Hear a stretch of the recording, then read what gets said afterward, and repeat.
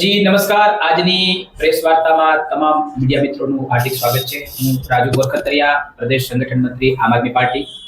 આજે જુનાગઢ ખાતેથી હું મીડિયા મિત્રો સાથે વાત કરી રહ્યો છું અને આજનો મુખ્ય મુદ્દો છે કે આપણે બધાએ જોયું છે હમણાં કે 2-3 દિવસથી જે વાત ચાલી રહી છે કે દારૂ ગુજરાતની અંદર દારૂબંધી છે અને દારૂબંધી વાળા ગુજરાતની અંદર જે ઘટના બની છે ભાવનગરની અંદર અને દિન પ્રતિદિન જે મૃત્યુનો આંક છે વધતો જાય છે, ત્યારે આજે એક ખૂબ મોટો આક્રોશ જનતાની અંદર છે, લોકોની અંદર છે. લોકો માંગ કરી રહ્યા છે કે જે ઘટના બની છે, દારૂનો જે કાંડ બન્યો છે, જેને લઠ્ઠા કાંડમાં એ લોકો સમાવેશ કરવા જઈ રહ્યા છે, ત્યારે દારૂની અંદર જે થયું છે, જે ભેળસેળ થઈ છે અને જે દરેક જગ્યાએ માની લો કે આવી ઘટનાઓ બની રહી છે અને લોકો મરી રહ્યા છે, એ મૃત્યુને ભેટી રહ્યા છે. કાયમી માટે આપણે જોઈએ છે કે જે ઘટનાઓ બને છે એમાં લોકો મૃત્યુ પામે છે. આવી મોટી ઘટના બને છે અને આપણા ગૃહમંત્રી જે પોતાની ફાકા ફોજદારી કરી રહ્યા છે, કોઈને છોડવામાં નહીં આવે, અને જે પોતે આજે અમે માંગ કરી રહ્યા છે કે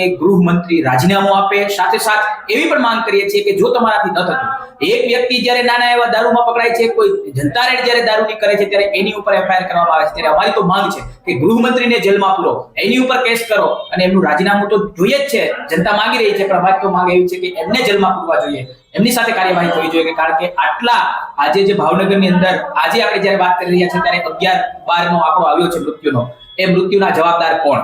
ત્યારે અમારી માંગ છે કે એ રાજીનામું આપે અને એમની સામે પગલાં લેવામાં આવે, કાર્યવાહી કરવામાં આવે અને એમને જેલમાં પૂરવામાં આવે.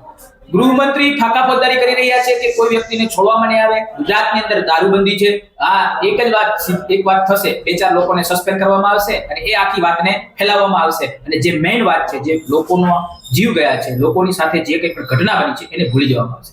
એના માટે પોલીસ તંત્રને જવાબદાર ગણવામાં આવે છે. તમે જ એમની પાસે હપ્તા લો છો, તમે જ એની પાસે આખી સિસ્ટમ ઊભી કરી છે અને આ બધી સિસ્ટમના જવાબદાર ભ્રષ્ટ ભાજપના નેતાઓ છે, મંત્રીઓ છે, ગૃહમંત્રી આ સમગ્ર ઘટનાના જવાબદાર છે અને એમની સાથે પગલાં લેવા જોઈએ. નહીં કે તમે જે કંઈ પણ કરી રહ્યા છો, આજે પોલીસ છે તો કોની છે, મંત્રી કોણ છે ભાઈ, ગૃહ ખાતું કોણ સંભાળે છે?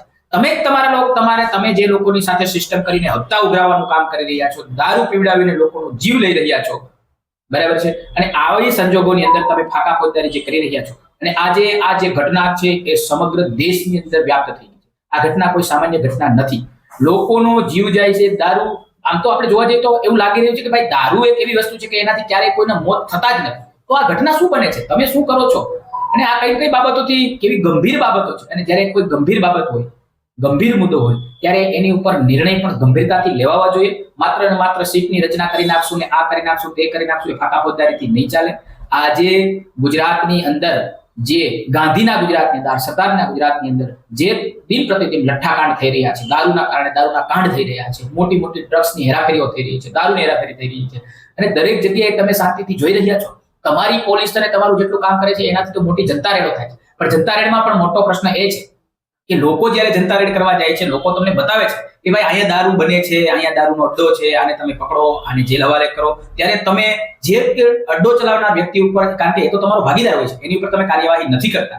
જે જનતા રેડ કરે છે એના ઉપર કેસ કરવામાં આવે છે, એની ઉપર એફઆઈઆર થાય છે અને એને ગુનાગાર સાબિત કરવામાં આવે છે. ત્યારે આમ આદમી પાર્ટીની માંગ છે કે આ ભ્રષ્ટ મંત્રીને જેલ હવાલે કરવા જોઈએ, એનું રાજીનામું થવું જોઈએ.